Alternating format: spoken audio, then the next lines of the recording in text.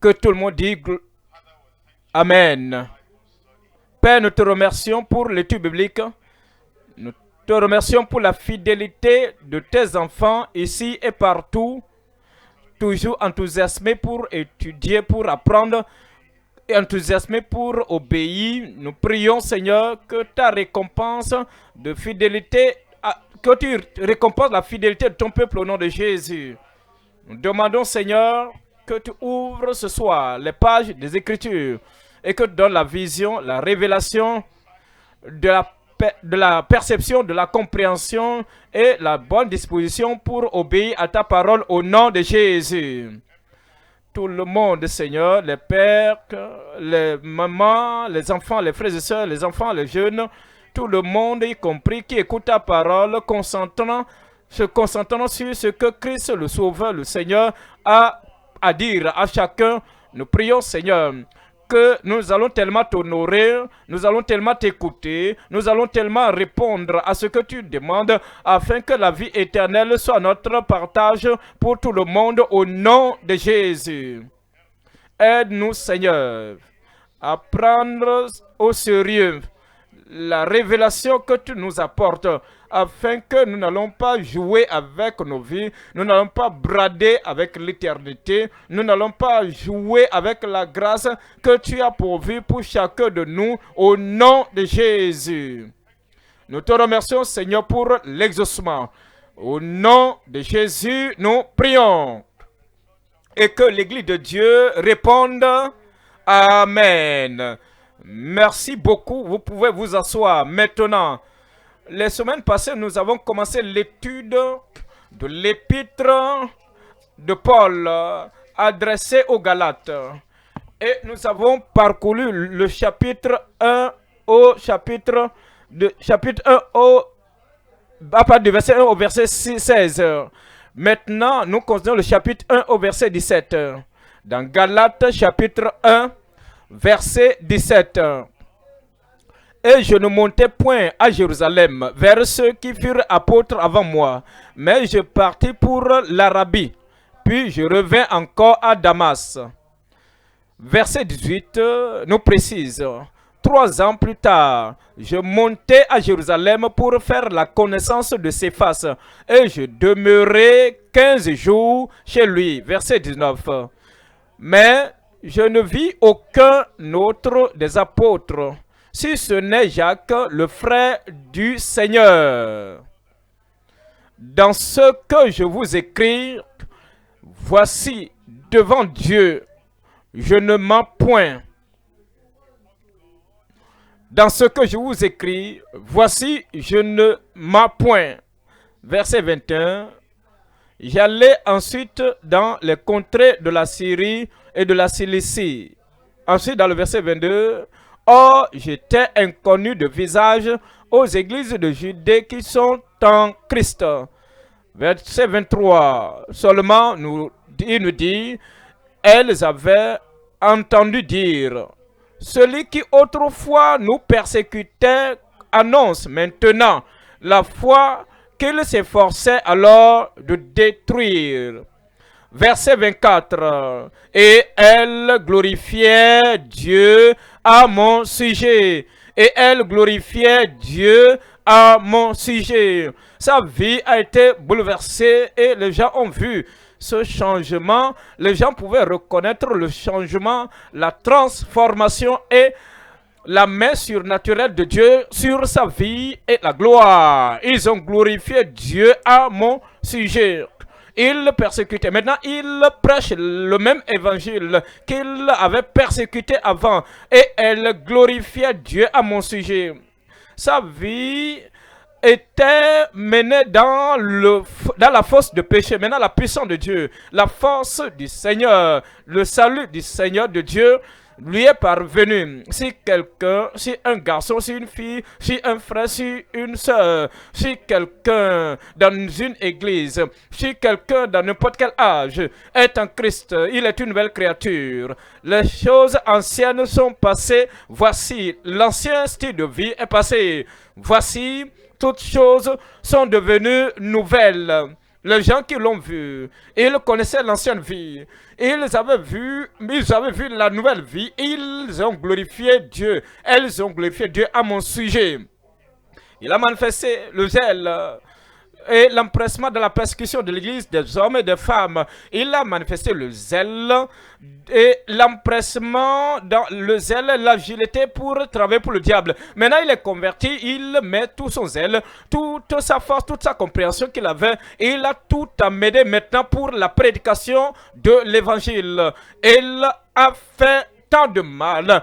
Maintenant, dans la bonne vie maintenant, la vie convertie, dans la vie régénérée maintenant, il va maintenant intervertir tout ce qu'il a fait de mauvais.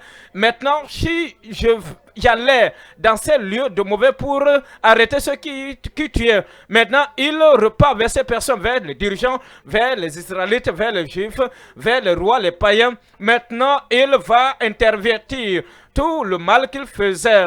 Il a tellement l'amour pour Dieu, tellement d'excitation pour Dieu, que Dieu lui avait donné une autre opportunité. Maintenant, il menait cette vie. Il pratiquait tellement sa foi, de sorte que ceux qui le voyaient, ceux qui voyaient son action maintenant, ceux qui voyaient ses activités maintenant, ceux qui voyaient les manifestations de la manière pratique, la vie, la justice pratique dans sa vie, maintenant il savait qu'il marchait maintenant dans une vie, il servait le Seigneur avec l'éternité en vue. Ces gens, ils glorifiaient Dieu à son sujet. Maintenant il nous dit que cela lui est arrivé, de sorte que chez toi et moi, que nous qui vivons en cette génération, il puisse être un modèle pour nous, pour que nos vies aussi puissent être tellement transformées, que nos vies soient tellement à changer, que nos vies également soient tellement des vies qui expérimentent la grâce de Dieu, pour que ceux qui nous ont connus auparavant dans nos familles immédiates, ceux qui nous connaissaient dans nos lieux de travail, ceux qui nous connaissaient avant dans nos écoles, dans nos universités, ceux qui nous connaissaient en tant que les adolescents qui sont nos parents, maintenant ils nous connaissent que le salut est venu maintenant. La régénération est arrivée, la nouvelle vie est arrivée. S'ils nous regardent et voient notre vie et glorifier Dieu à notre sujet, ceux-là qui nous prêchaient avant et que nous les persécutons avant, et nous les avons négligés, nous avons jeté en lambeaux leur message. Maintenant la nouvelle vie est arrivée. Maintenant ces gens-là qui nous prêchaient l'évangile avant, ils voient la lumière, ils voient la gloire, ils voient la manifestation du salut du Seigneur. Et il dit, Dieu merci, Dieu merci qu'on n'a pas abandonné, Dieu merci qu'on n'était pas découragé. Et elle glorifiait Dieu à mon sujet. C'est ce que nous considérons ce soir. Le message de ce soir est la grande transformation d'un prédicateur, la transformation d'un grand prédicateur à un prédicateur de la grâce. Un grand persécuteur est devenu un prédicateur de la grâce. La transformation, le bouleversement surnaturel, la transformation d'un grand persécuteur à un prédicateur gracieux ou de grâce. Nous voyons dans ce verset aujourd'hui, numéro 1, nous voyons le témoignage. Point numéro 1, le témoignage d'une âme véritablement convertie. Ce n'est pas seulement un échauffement des bancs. Ce n'est pas quelqu'un qui entend la parole sans jamais prier par rapport à cela, sans jamais rien faire par rapport à cela, mais il s'agit des gens qui viennent et ils donnent leur vie au Seigneur. Ils ont la conviction et ils vont prier. Et il y a une grande manifestation de la grâce de Dieu dans leur vie. Leur témoignage et ton témoignage également, si tu es né de nouveau, que tu sois un adolescent, que tu sois un garçon, une fille, un homme, une femme, lorsque quelqu'un est converti, n'importe qui, n'importe où, n'importe quand, il y a un témoignage qui s'accompagne. Le témoignage d'une âme véritablement convertie. Deuxième point, c'est la véracité d'un saint fiable lavé. Lorsque nous venons au Seigneur, il nous lave, il nous purifie. Il dit alors, certains étaient comme ça parmi vous. Maintenant, vous étiez comme ça. Maintenant, vous êtes lavés. Maintenant, vous êtes sanctifiés. Maintenant, vous êtes convertis. Et parce que vous êtes convertis, maintenant, votre véracité, vous êtes véritable, vous êtes plein de vérité, vous êtes digne de la vérité, vous êtes digne de confiance, la véracité d'un saint fiable et lavé. Troisième point, la transformation d'un serviteur enseignant centré sur Christ. Il est devenu non seulement sauvé, non seulement appelé au salut, mais il est appelé à la sanctification. Il est devenu un serviteur de Dieu. Nous sommes sauvés pour servir. Avez-vous commencé par servir? Est-ce que vous servez le Seigneur dans l'amour, de tout votre cœur, de toute votre âme, de toute votre pensée? Est-ce que vous apportez toutes vos capacités, votre énergie, sans réserve, sans aucun rival? Est-ce que vous apportez toutes vos compétences, votre force, tout ce que vous avez, votre talent? Est-ce que vous apportez cela pour servir le Seigneur? Si vous êtes né de nouveau, si vous êtes converti, si vous êtes sauvé et que votre vie maintenant a été arrêtée, saisie par la grâce de Dieu et que vous avez maintenant été transformé, un seul but, une seule poursuite, une seule chose dans laquelle vous persévérez, c'est le service du Seigneur pour la gloire de Dieu, pour la conversion des pécheurs, des âmes. Maintenant, comprenez, je suis sauvé pour sauver. Et ce jour est perdu lorsque vous ne faites rien qui fait la promotion du service du Seigneur. Quelque chose qui fait la promotion des gens, qui amène les gens du péché à la sainteté. Cette heure, ce moment, ce jour est perdu, est gâché lorsque vous ne faites pas sortir l'objectif de votre salut et que vous êtes sauvé pour servir. Pour l'apôtre Paul, il a compris qu'il avait reçu la grâce pour révéler cette grâce aux autres. Il est venu dans le royaume afin que lui, par son effort, par son œuvre, et puisse amener d'autres personnes dans le royaume, pour servir. Maintenant, nous pouvons voir partout, il a montré partout, il a vu, il dit, je suis sauvé pour servir. Il a démontré dans les rues, dans les prisons, pour dire, je suis sauvé pour servir. Il a démontré partout, il est passé. Et c'est avec ce mot d'ordre qui le poussait. C'est ce qui l'a poussé à comprendre pour dire que, parce que je suis sauvé pour servir, toute opportunité que je vais utiliser, je vais prendre cela pour le sauver. Je ne vais pas permettre qu'une opportunité me surpasse sans servir le Seigneur. La transformation d'un serviteur enseignant centré sur Christ. Voyons le point numéro 1. C'est le témoignage d'une âme véritablement, authentiquement, véritablement convertie. Galates chapitre 1, verset 17. Et je ne montais point à Jérusalem vers ceux qui furent apôtres avant moi, mais je partis pour l'Arabie. Puis je revins encore à Damas. Dans le verset 18. 3 ans plus tard, je montai à Jérusalem pour faire la connaissance de ses faces, et je demeurai 15 jours chez lui. Verset 19. Mais je ne vis aucun autre des apôtres, si ce n'est Jacques, le frère du Seigneur. Le témoignage, il donnait le témoignage de ce qui est arrivé lorsqu'il a rencontré le Seigneur. Après sa rencontre avec le Seigneur, et des années plus tard, qu'il est venu au Seigneur. Le témoignage d'une âme véritablement sauvée, convertie. Nous voyons 3 éléments ici. Premièrement, nous voyons la période primaire de sa conversion et de sa conviction. Si vous êtes véritablement sauvé, vous vous rappelez des beaux vieux jours. Le premier jour que vous avez rencontré le Seigneur. La joie, la paix et le nouvel objectif, la nouvelle motivation de votre vie, le nouvel engagement de votre vie, le nouvel amour, la nouvelle communion que vous avez eue en ce temps-là. Vous avez le témoignage de la première période, la période primaire de votre conversion et de la conviction. Maintenant, la question qui se pose est, comme vous vous rappelez, comme vous vous souvenez, est-ce que cela est intact? Est-ce que vous avez encore la même joie? Avez-vous encore la même paix? Avez-vous encore le même objectif? Avez-vous encore la même poursuite que vous avez eue en ce temps-là? Cela devait être le témoignage.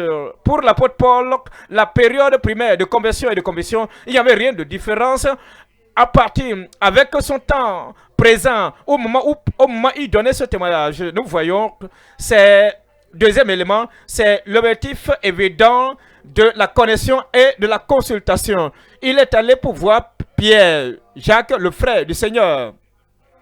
Le frère du Seigneur de la chair.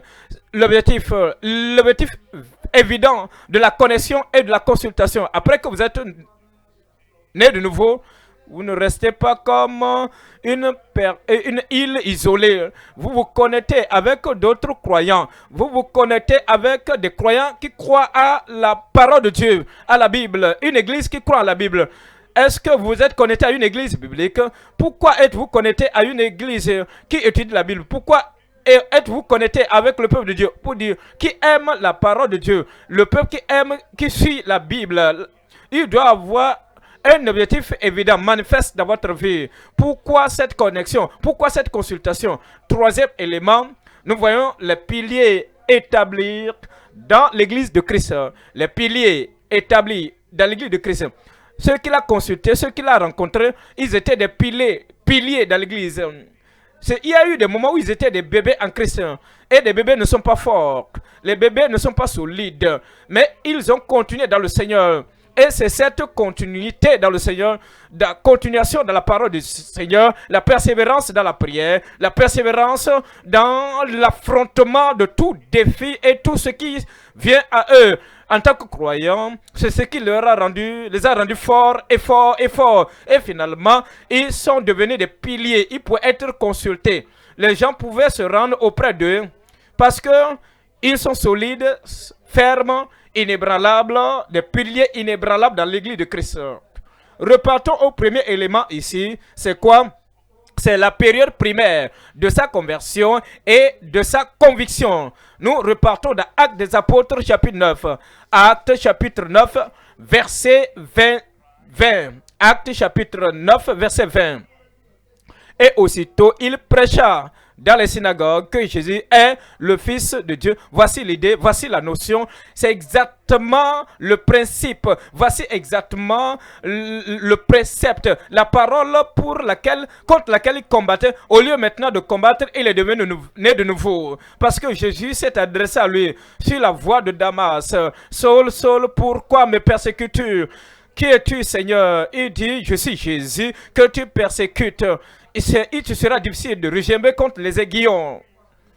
Il dit, Seigneur, que veux-tu que je fasse? Va à Damas, on te dira ce que tu feras. Et il était là 3 jours sans manger, sans boire. Il priait seulement. Priez au Seigneur. Ananias est venu.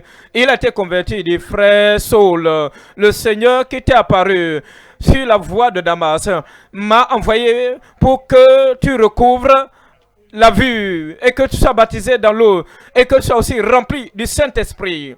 Alors, cela est arrivé. Parce que cela est arrivé, comme il a vu cela, Christ, le Fils de Dieu, Christ, le Sauveur du monde, et aussitôt il prêcha dans les synagogues que Jésus est le Fils de Dieu. Christ, Jésus, est le Fils de Dieu. Dans le verset 21, tous ceux, il nous parle de ce même Paul, de ce même Saul, les activités qui ont compté dans sa vie, le programme et le projet qui a continué dans sa vie, comme il prêchait l'évangile.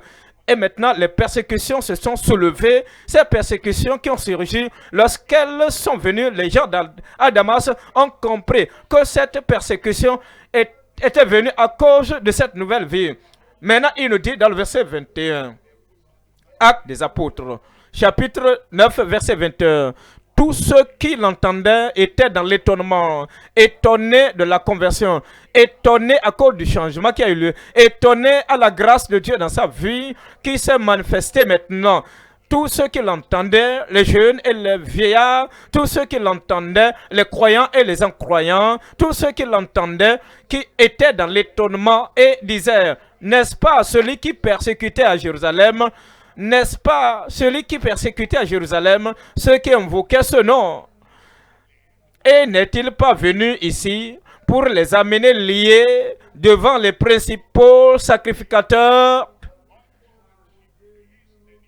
Maintenant, dans le verset 22, cependant, Saul se fortifiait de plus en plus, comme je l'ai dit plus tôt, comme je l'ai dit tantôt, quand vous êtes né de nouveau, vous êtes un bébé en Christ. Maintenant, il priait, il était solide dans les Écritures. Il considérait tout ce qu'il a raté, combien il a été insensé, combien il s'est fait de mal, qu'il s'est vu comme il a combattu contre le mal véritable, contre la vérité manifeste, j'allais dire. Maintenant, il s'est donné à la prière. On nous dit, il se fortifiait de plus en plus. Il était fort. Il était fort quand le Seigneur s'est adressé à lui. Il était fort quand il était converti. Il était fort quand il était sauvé.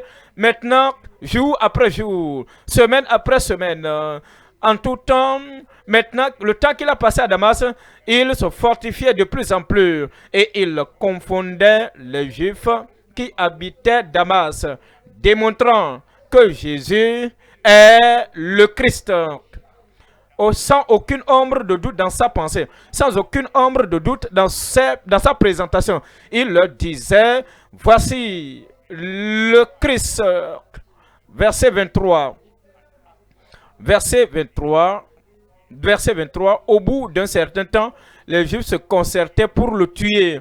Il était tellement efficace. La présentation de la parole, la poursuite du salut pour les autres et l'engagement dans lequel il s'était impliqué, dévoué le jour comme la nuit, c'est avec le nouveau zèle, un nouvel amour, un nouvel engagement. Comme ils ont vu, si cet homme continue comme ça, s'il continue comme ça, il va changer, il va bouleverser le monde. Vous voyez, si vous lisez la Bible, on dit les hommes qui ont bouleversé le monde sont aussi venus ici. Alors, les Juifs se concertaient pour le tuer. Et leur complot parvint à la connaissance de Saul. On gardait les portes jour et nuit afin de lui ôter la vie. Bien que la persécution a surgi jusqu'à ce niveau, il n'avait pas peur pour dire, ah, regarde ce que les gens ont fait, voyez ce que les frères ont fait dans le verset 25. Mais pendant une nuit, les disciples le prirent et le descendit par la muraille dans une corbeille. Voici le commencement. C'était le commencement à cause de la conviction, à cause de sa conversion. C'était là la première période, la période primaire de sa venue au Seigneur. Je te pose la question. Est-ce qu'on peut se référer à une telle période dans votre vie, un changement, une transformation tellement dramatique, de sorte que vos amis, vos voisins, ta famille, tout le monde a su que, tout le monde a été mis au courant de ce changement. Avez-vous jamais eu une conviction qui vous a poussé à vos genoux pour vous amener à dire, Seigneur, j'étais pécheur, que j'ai besoin d'être sauvé? Y a-t-il ce changement qui s'est produit en vous? Y a-t-il cette transformation qui s'est produite en vous? Y a-t-il ce salut qui vous a été donné? Pouvez-vous témoigner, rendre témoignage de ce grand changement dans cette première partie de votre vie chrétienne? Est-ce que ce changement continue? Est-ce que vous êtes fortifié? Est-ce que vous continuez? Est-ce que vous croissez dans cette conviction? Est-ce que vous croissez dans cette conversion, dans cette expérience? Voyons numéro 2 ici. Le numéro 2, c'est quoi? C'est l'objectif évident, l'objectif manifeste de la connexion et de la consultation. Nous voyons ici, il s'est connecté à Pierre, il s'est connecté avec Jacques. Finalement, pourquoi l'a-t-il fait? Voyons Galates chapitre 2. Galates chapitre 2, verset 2. Galates chapitre 2, verset 2. Et ce fut d'après une révélation. Et ce fut d'après une révélation que j'y montais. Voici maintenant l'apôtre Paul dans sa vie. Après qu'il a été converti, il allait partout. S'il devait aller quelque part, il allait partout avec par la révélation. Parce que dans le passé, je sentais comme si je vais... Non, il ne marchait plus par le sentiment. Non, je pense que non. Non, ce n'est pas des pensées personnelles. Les sentiments personnels, non. Les gens veulent que moi je fasse. Non, ce n'est pas par la décision des hommes. Les difficultés sont là, les dangers sont là. Je ne peux pas les... Non, sa vie n'était pas... Sa vie ne pivotait pas autour de ce que les gens veulent, autour de ce que les gens ne veulent pas. Mais c'est pas la révélation. Et ce fut d'après une révélation que j'ai monté. Je leur ai exposé l'évangile que je prêche parmi les païens. Il dit, la raison pour laquelle j'ai fait ce que j'ai fait, c'est pour leur expliquer. Voici ce que je prêche. Je prêche la repentance envers Dieu. Est-ce que c'est bien? Je prêche la foi dans le Seigneur Jésus-Christ. Est-ce que c'est bien? Je prêche que si quelqu'un vient en Christ, sa vie devient totalement nouvelle. Et les choses qu'il faisait auparavant, il ne peut plus les faire. Et les choses qu'il buvait encore, il ne les boit plus. Et les habillements qu'il portait encore, il ne les porte plus. Pierre, c'est ce que je prêche. Est-ce que c'est juste? L'objectif de sa consultation, c'est pour révéler aux apôtres en Jérusalem que voici ce que je prêche. Je communique, je leur ai expliqué, je leur ai exposé l'évangile que je prêche parmi les païens. Je l'exposais en particulier à ceux qui sont les plus considérés, ceux-là qui avaient la réputation, qui prêchent l'évangile avant lui. Il connaissait la parole. Il connaissait l'objectif de Christ, de la mort de Christ à la croix du Calvaire.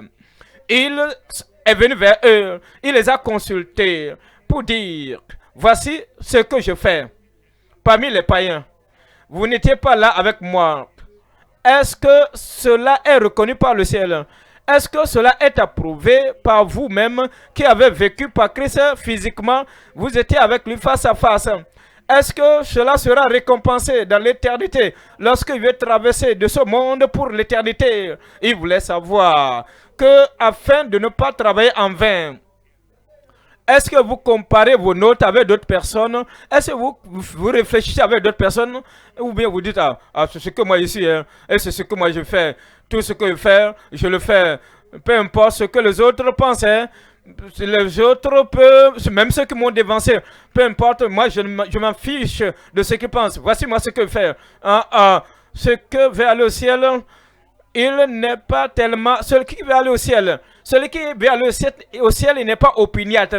Il n'est pas rempli de sa propre opinion. Il doit se poser la question. Est-ce que je fais bien? Est-ce que je sais de manière correcte? Est-ce que je suis dans la bonne direction? Est-ce que je prêche le bon message?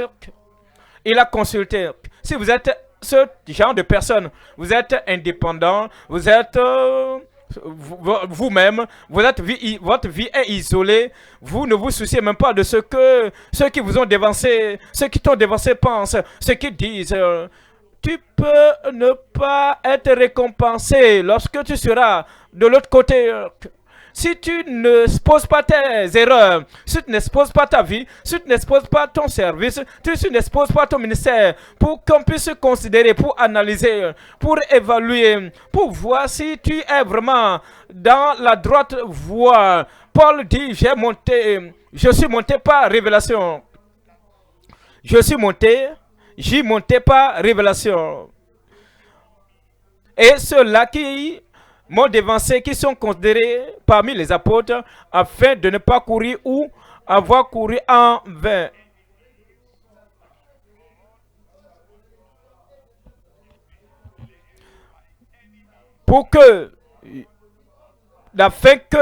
Afin de ne pas courir ou avoir couru en vain, cela te concerne et me concerne, de sorte que tu puisses t'asseoir, prendre du recul pour réfléchir à ce que tu fais, de la manière dont tu sers, la manière dont tu œuvres, la manière dont tu fais dans ta famille, la manière dont tu interagis avec tes compagnons, la manière dont tu traites les autres autour de toi, afin qu'au jour final, la chose qui aurait pu être corrigée, qui n'est maintenant pas corrigée, peut t'amener à faire face à un futur de regret.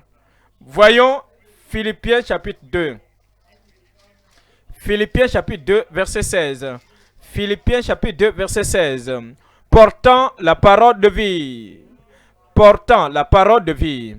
La parole qui amène la vie, qui amène d'autres personnes à la vie. Ce n'est pas la parole de mort. Ce n'est pas la parole de découragement. Portant la parole, ne portant pas ce qui va tuer, non. Mais le zèle et l'enthousiasme, ce n'est pas de porter ce qui va tuer. L'apôtre Paul, l'apôtre portant la parole de vie, la parole qui amène d'autres personnes à la vie, portant la parole de vie. Et je pourrais me glorifier au jour de Christ de n'avoir pas couru en vain ni travaillé en vain. Vous voyez l'élément numéro 3 ici. L'élément numéro 3, c'est quoi? Il s'agit des piliers établis dans l'église de Christ. Les piliers établis dans l'église de Christ. Nous voyons dans Galates chapitre 2, verset 8. Galates chapitre 2, verset 8. Maintenant, il veut parler maintenant de ces piliers.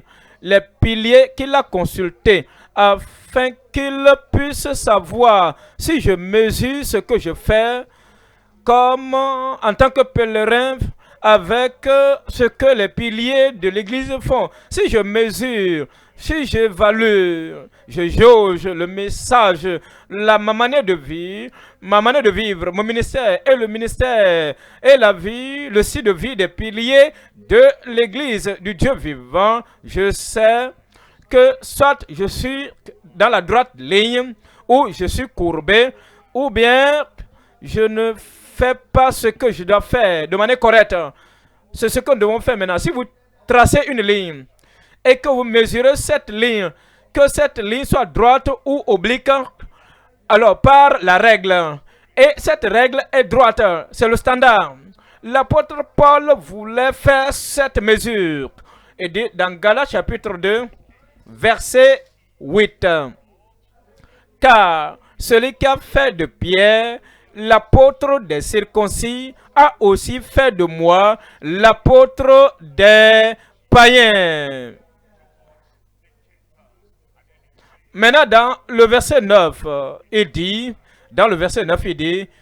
et ayant reconnu la grâce qui m'avait été accordée, Jacques, Céphas et Jean, Céphas ici c'est Pierre, qui sont regardés comme des colonnes. Tu peux mentionner ce que tu fais, ton message, ton ministère, ta manière de vivre, ta motivation, tes motifs.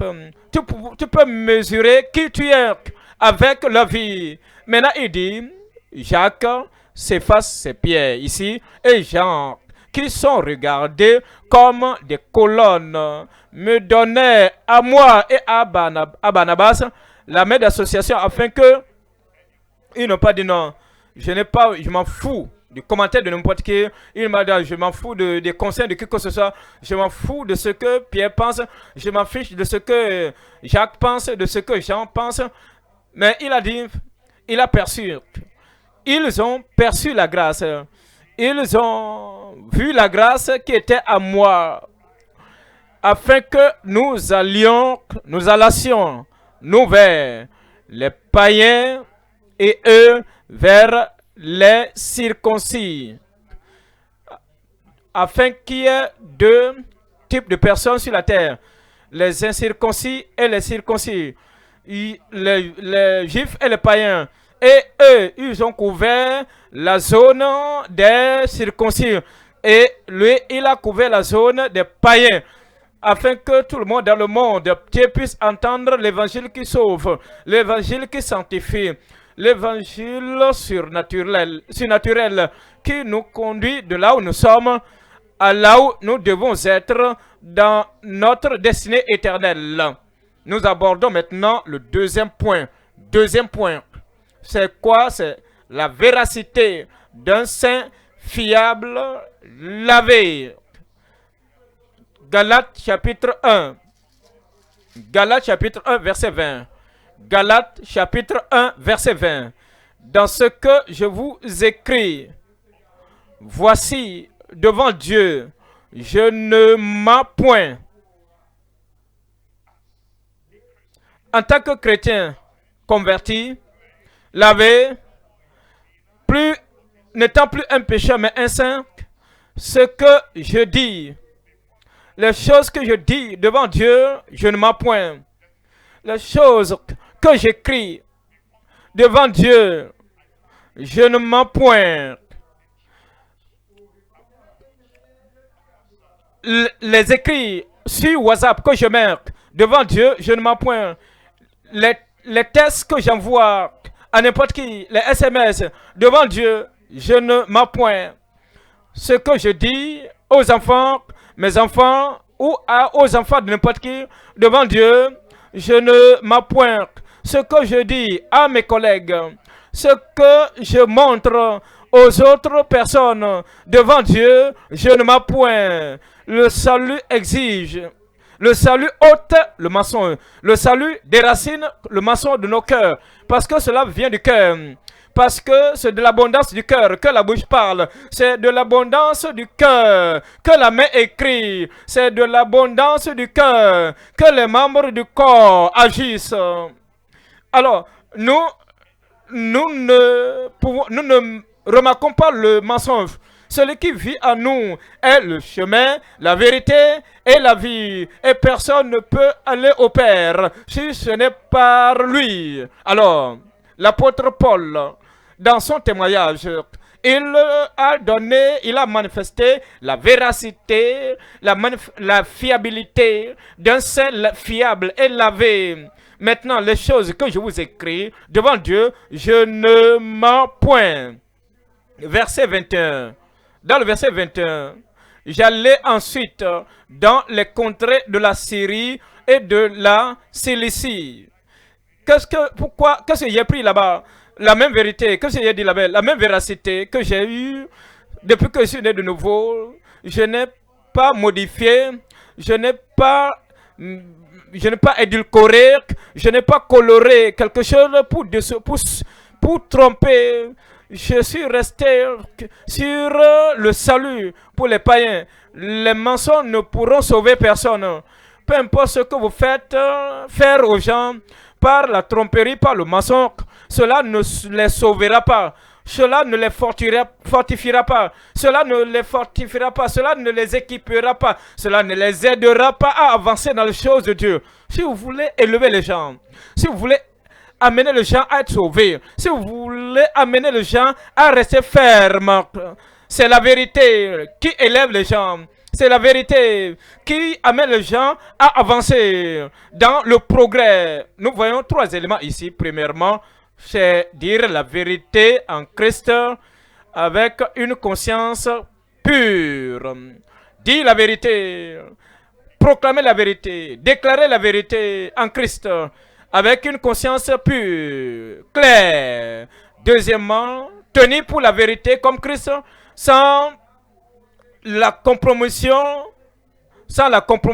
de poltron. Si quelqu'un dit le mensonge, il est un poltron. Il peut passer un message. Il n'a pas l'audacité, le courage de dire, mon frère, ma soeur, mon ami, mon voisin, voici le chemin, voici l'attente. Alors, il doit couvrir, il doit manipuler, emballer et compromettre pour faire passer quelque chose qui n'est pas la vérité absolue. Tenir pour la vérité comme chrétien sans la compromission de poltron. Troisième élément, partager la vérité. C'est la seule chose qu'il faut partager. Si vous voulez que les gens soient sauvés, si vous voulez que les gens soient sanctifiés, si vous voulez que les gens soient fortifiés, si vous voulez que les gens soient fermes, si vous voulez que les gens soient engagés et qu'ils puissent marcher dans la voie de la vie éternelle, si c'est là votre objectif pour aider les gens, pour les préparer pour le ciel, voici la seule chose à partager. Partager la vérité de Christ sans la conversation corrompue. Voyons-les un à un. Premier élément, dire la vérité en Christ avec une conscience claire. Il dit dans Galates chapitre 1 verset 20. Dans ce que je vous écris, voici devant Dieu, vous devez être conscient de Dieu partout. Il était conscient de Dieu partout où il était. avec qui il pouvait être en relation. Il dit, devant Dieu, je ne mens point. Il y a des gens qui laissent leur Dieu dans l'église. Ils abandonnent leur Dieu dans l'église. Quand ils sortent du bâtiment de l'église, ils vivent comme si Dieu ne peut pas entendre. Ils vivent comme si Dieu ne peut pas voir. Comme si Dieu ne peut pas écrire et garder trace de ce qu'ils font. Alors, l'apôtre Paul, au contrario, il a dit dans le temple, dans le sanctuaire, sur les rues, dans les communautés, dans la prison, sur la persécution, avec les ennemis, les amis, je sais que Dieu est toujours présent. Alors, tout ce que je fais, peu importe ce que je dis, peu importe ce que j'écris, voici, devant Dieu, je ne m'appointe. Cela exige un salut authentique. Voyons Romains chapitre 9. Romains chapitre 9 verset 1. Romains chapitre 9 verset 1. Je dis la vérité en Christ. Si quelqu'un doit dire le mensonge, il doit être hors de Christ. Si vous ne pouvez pas être en Christ, être enveloppé en Christ, baptisé en Christ, immergé en Christ, vivant en Christ, marchant en Christ, demeurant en Christ et jouer avec le mensonge et la tromperie. Parce que si vous êtes en Christ, Christ est la vérité personnifiée. Je dis la vérité en Christ. Je ne mens point. Ma conscience m'en rend témoignage par le Saint-Esprit. Ma conscience m'en rend témoignage par le Saint-Esprit. C'est de cette manière que nous vivons en tant qu'enfants de Dieu. Que vous savez que vous êtes en Christ. Que vous savez que le Saint-Esprit rend témoignage à votre conscience. Et que la conscience, si cette conscience n'est pas morte, que cette conscience n'est pas mourante, rendue morte par le mensonge habituel, la tromperie habituelle, la conscience va vous alerter pour dire, est-ce là la vérité? Est-ce que tu vis dans le mensonge? Est-ce que tu es encore en Christ? Est-ce que tu dois venir sortir de Christ parce que tu veux gagner quelque chose par le mensonge? Je dis la vérité en Christ.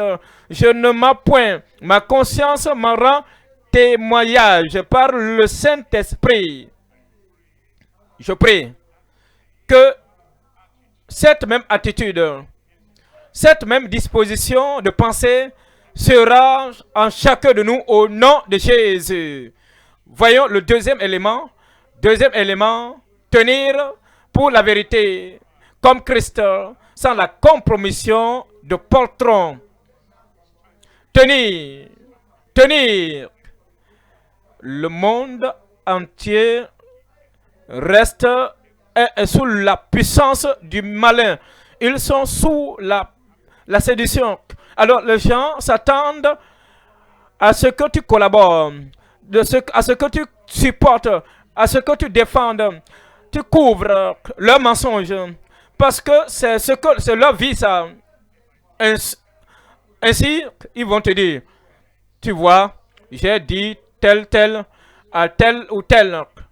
S'il arrivait qu'il vérifie cela auprès de toi, couvre-moi, défends-moi, dis la même chose que je t'ai dit, dis le même mensonge que je l'ai raconté.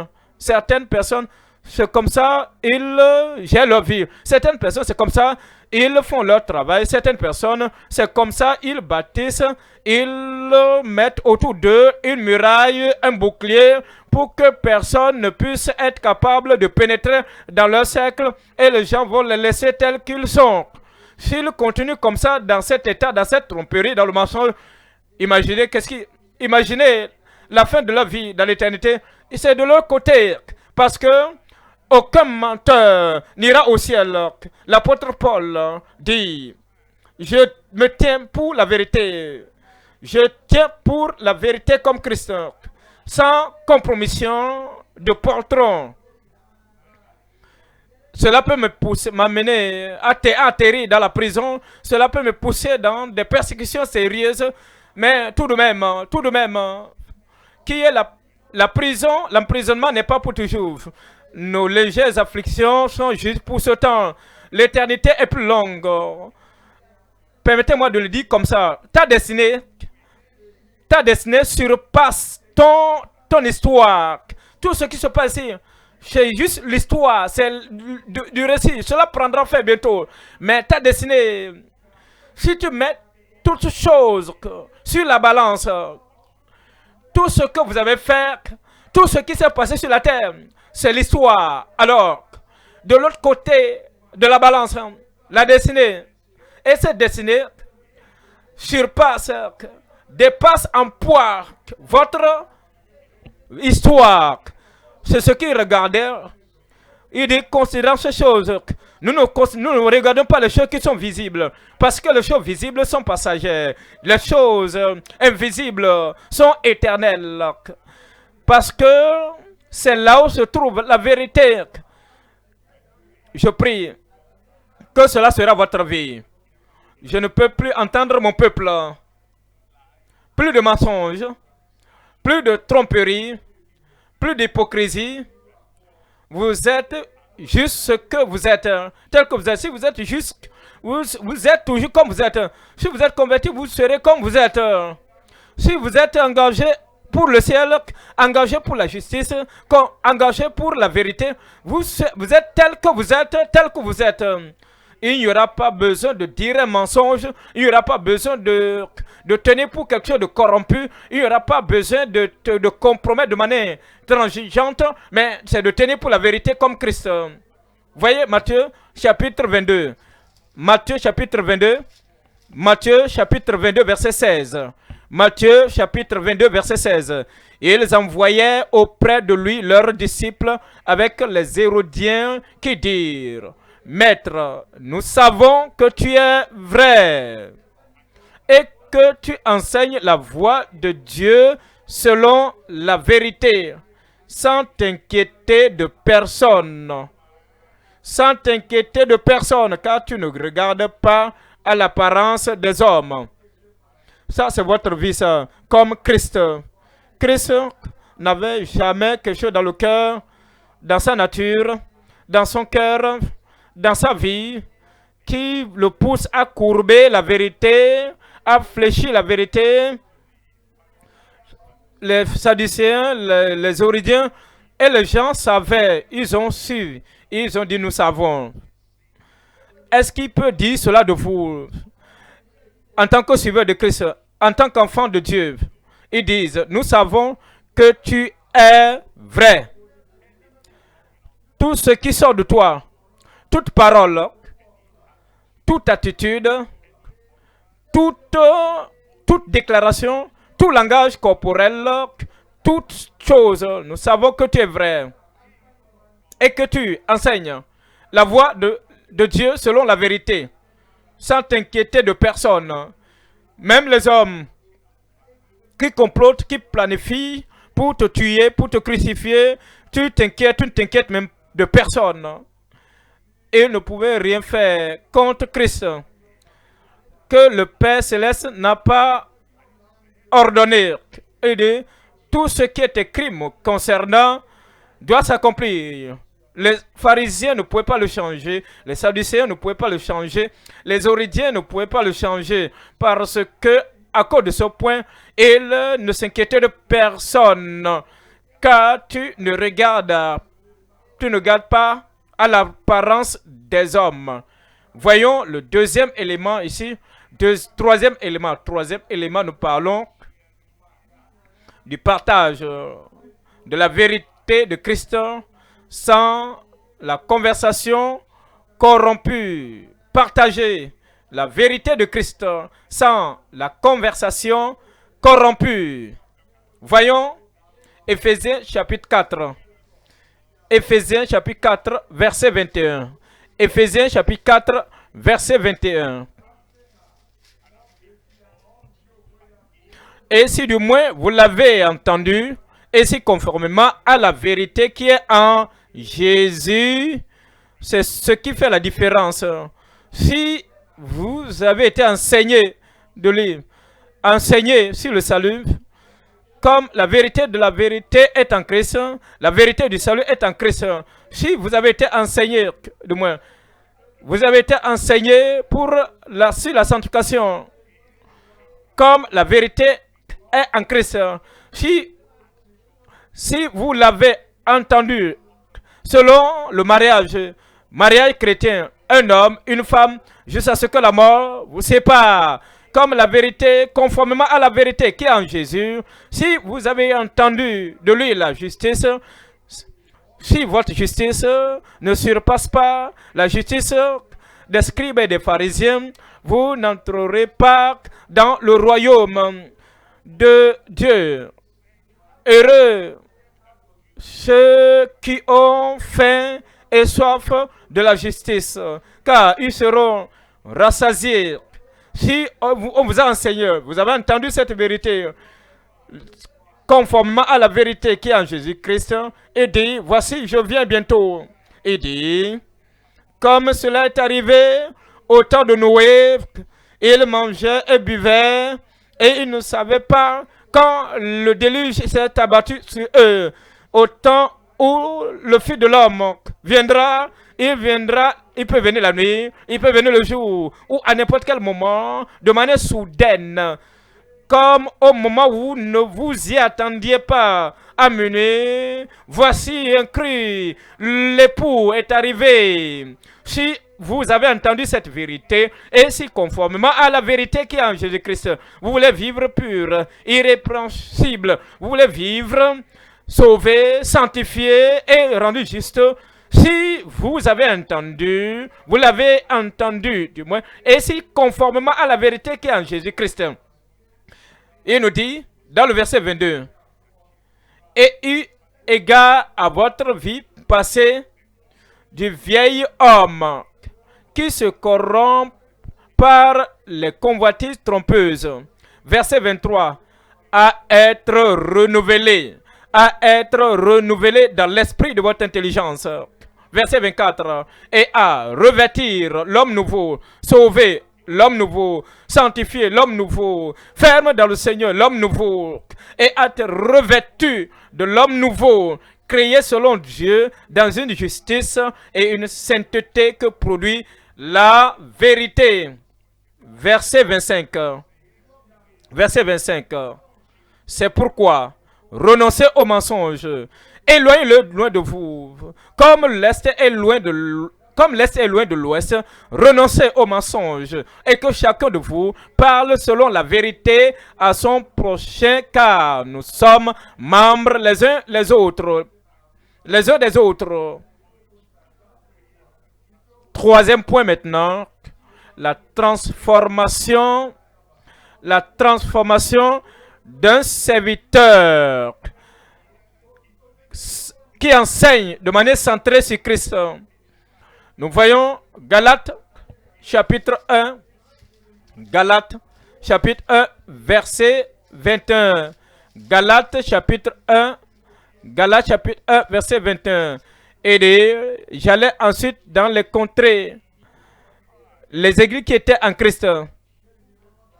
L'église ou les églises sauvées, converties par Christ, sanctifiées, rendues saintes, justes par Christ. Les églises baptisées en Christ. Il dit, il n'était pas connu par ces églises-là. Il dit, oh j'étais, verset 22, oh j'étais inconnu de visage aux églises de Judée qui sont en Christ. Verset 23. Seulement, elles avaient entendu dire, elles avaient entendu. Il n'y a pas de secret, il n'y a aucun secret sous le soleil. Si nous sommes convertis, ils entendront. Si nous sommes convertis, partout nous sommes, nos anciens camarades de classe, les anciens amis, ils entendront. Nous ne les avons pas vus pour des décennies maintenant, ils entendront. Si quelqu'un devient un pécheur terrible, il va à la justice, il est jugé et il est jeté en prison. Vous ne pouvez pas le cacher. Ils entendront. Si quelqu'un devient un voleur, un joueur du hasard et sa vie est comme une vie de nul. Ils entendront. Maintenant, ils ont appris, ils ont entendu parler de l'apôtre. Même ceux qui ne le connaissaient pas, pendant des années, ils avaient entendu dire, celui qui autrefois nous persécutait annonce maintenant la foi qu'il s'efforçait alors de détruire. Maintenant dans le verset 24, et elle glorifiait Dieu à mon sujet. Ils n'ont pas tenu leur tête en détresse en rond pour dire, oh mon Dieu, qu'est-ce qui s'est arrivé à cet homme? Oh pauvre homme, il était vraiment un jeune d'avenir, une jeune femme d'avenir. Vous voyez ce qui lui est arrivé? Oh! Et ensuite, ils vont avertir leur enfant. N'imitez pas lui, ne soyez pas comme lui, hein, ne soyez pas comme elle. Mais au contraire, pour l'apôtre Paul, ils n'ont pas tenu leur tête en détresse, en angoisse, mais ils ont levé leurs yeux vers le Dieu du ciel pour dire, Seigneur, si tu peux faire ceci avec un homme qui était éloigné de Christ, si éloigné, si plongé dans le mal, et que tu as maintenant changé sa vie, et que maintenant tu as changé sa vie, et elle glorifiait Dieu à mon sujet. Je prie que votre vie ne sera pas une vie honteuse. Votre vie ne sera pas une vie d'angoisse pour vos parents. Vos parents biologiques, vos parents spirituels, lorsque nous entendrons parler de vous, alors, lorsque nous regardons vers Dieu, nous pourrons aussi dire, si Dieu peut aussi sauver un homme. Nous le connaissons auparavant, on la connaissait auparavant, maintenant nous pouvons glorifier Dieu à ton sujet. Alors l'église, là où tu as été converti, ils peuvent entendre parler de toi, ta vie. Ils peuvent même dire, ils peuvent même chercher, ils peuvent m'envoyer des espions pour chercher, pour sonder, pour investiguer, pour voir. Tu peux même pas ne pas le savoir, que les gens t'observent et qu'ils repartent vers ceux qui les avaient envoyés. Et ils diront, cet homme, il est réel. Cet homme, il est vraiment réel. Les gens qui ont été utilisés pour ton salut, ils vont glorifier Dieu à ton sujet. Je prie que cela se passe dans ta vie. Que cela soit prononcé dans ta vie.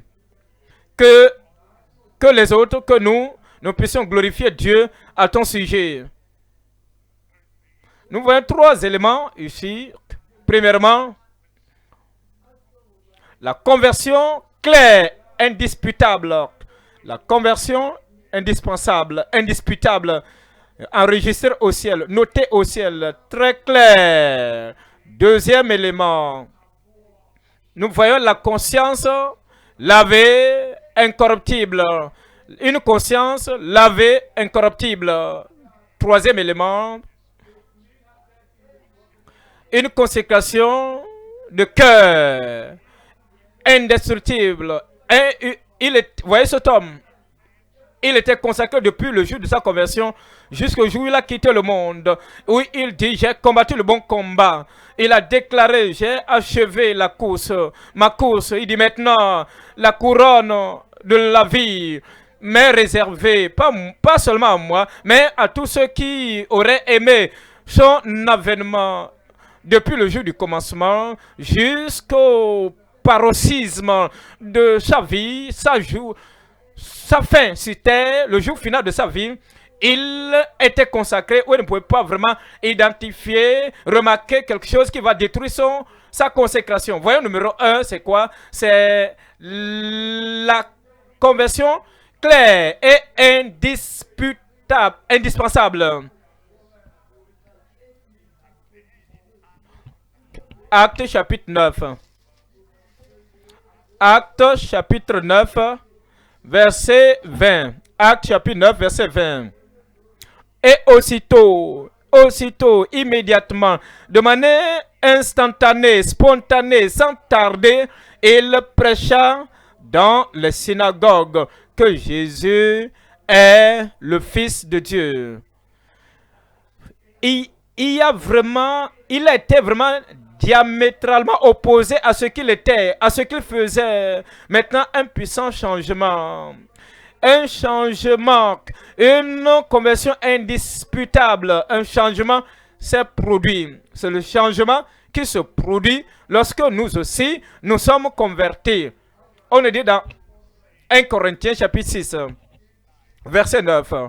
1 Corinthiens chapitre 6, verset 9. Ne savez-vous pas que les injustes n'hériteront point le royaume de Dieu?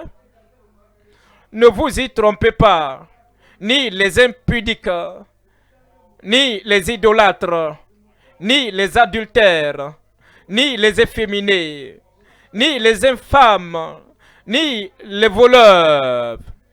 L'homme avec un homme avec un homme qui se souille, une femme avec une femme, une jeune dame avec une autre dame qui se souille, et il se lance dans des actions charnelles, sensuelles, et dit les infâmes, ni les voleurs, les efféminés, les infâmes, ni les voleurs, ni les cupides, ni les ivrognes, ni les outrageux, ni les ravisseurs n'hériteront le royaume de Dieu. Mais voyez la conversion. Voyez la conversion indisputable dans le verset 11. Et c'est là ce que vous étiez, c'est dans le passé ici. Et c'est là ce que vous étiez, ce n'est pas que vous êtes. Vous étiez, c'est dans le passé, quelques-uns de vous. Vous étiez des transgresseurs, des fornicateurs dans le passé, des voleurs dans le passé, des adultères dans le passé, des efféminés, les cupides dans le passé, des voleurs dans le passé, des idolâtres dans le passé. Vous étiez, c'est ce que vous étiez. Quelques-uns de vous, vous n'étiez pas candidats au royaume de Dieu. Pendant que vous étiez comme ça, vous n'étiez pas, mais vous n'alliez pas hériter le royaume de Dieu si vous continuez dans cette lancée. Mais voyez le changement qui est arrivé. Un changement se produit lorsque vous venez à Christ. Mais vous avez été lavés. Mais vous avez été sanctifiés. Mais vous avez été justifiés au nom du Seigneur Jésus-Christ et par l'Esprit de notre Dieu. Romains chapitre 6, verset 22. Romains chapitre 6, verset 22. Mais maintenant, étant affranchis du péché et devenus esclaves de Dieu, vous avez pour fruit la sainteté. Vous n'êtes plus serviteur du péché, vous n'êtes plus serviteur de la chair, de la volonté de soi, vous n'êtes plus esclave de la chair, esclave de Satan, mais maintenant étant affranchis du péché et devenu esclave de Dieu, vous avez pour fruit la sainteté et pour fin la vie éternelle. Deuxième élément ici, deuxième élément, une conscience lavée et incorruptible. Une conscience lavée, incorruptible. Psaume 51, verset 6. Psaume 51, verset 6. Tu désires la vérité au-dedans du cœur. Tu désires la vérité et non la déception et non le mensonge. Tu veux que la vérité soit au fond du cœur. Tu veux le changement dans le cœur. Ce n'est pas la publicité extérieure. Ce n'est pas la publicité du mauvais côté. Voyez ce que Dieu dit. Dieu veut la vérité au fond du cœur. Et dans la vérité du cœur, il dit, fais donc pénétrer la sagesse au-dedans de moi. Ça, c'est la sagesse. L'hypocrisie, ce n'est pas la sagesse. Raconter le mensonge, ce n'est pas de la sagesse. La déception, la tromperie, ce n'est pas de la sagesse. Parce que la tromperie n'est pas la sagesse qui vous amènera au ciel. La tromperie, la séduction, c'est ce qui va vous amener à faire 3 pas en arrière après que vous avez fait un pas devant, en avant. La tromperie affecte votre salut, affecte votre sanctification. Peu importe la raison que vous avancez pour cette tromperie, mais la sagesse qui vient de Dieu Elle est d'abord pure, la sagesse d'en haut. Elle est paisible et elle est incorruptible. Vous désirez la vérité, tu désires, tu veux la vérité au-dedans du cœur. Fais donc pénétrer la sagesse au-dedans de moi. Dans 1 Timothée chapitre 1 verset 5. 1 Timothée, première épître de Timothée chapitre 1 verset 5. Le but du commandement, la finalité, l'objectif, la destination ultime, le but du commandement, c'est une charité venant d'un cœur pur, d'une bonne conscience, et d'une foi sincère, d'une foi non prétentieuse, sans dissimulation. Voyons le troisième élément ici, il nous parle de la consécration de cœur, de la consécration d'un cœur lavé, indestructible, la consécration indestructible d'un cœur lavé, la consécration qu'il a eue depuis le commencement, il a continué jusqu'à la fin. Pourquoi? À cause des paroles de Christ. Celui qui persévérera jusqu'à la fin sera sauvé. Christ est notre confiance. Si nous tenons ferme la profession de notre foi jusqu'à la fin, il dit, le juste vivra par la foi. Mais si quelqu'un se retire, s'il se retire, mon âme ne prend pas plaisir en lui. Mais nous ne sommes pas de ceux qui se retirent pour se perdre, mais de ceux qui se retirent là, de leur salut, ceux qui se retirent de leur conviction, de leur consécration, ceux qui se retirent pour la perdition.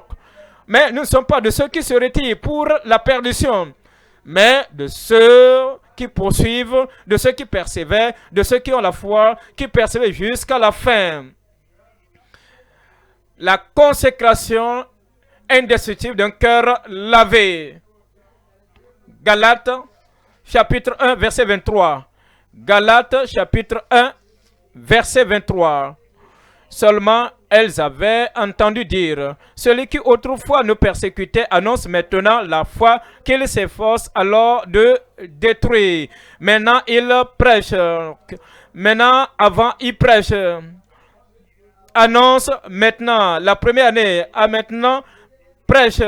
Dans la prison, il sort de la prison, annonce maintenant. Il a souffert le naufrage. Il a été sauvé du naufrage. Annonce maintenant. Il a souffert la mauvaise interprétation et la pression des faux frères. Il est sorti de cela et annonce maintenant. Maintenant, il est venu au temps où il dit, le temps de mon départ arrive.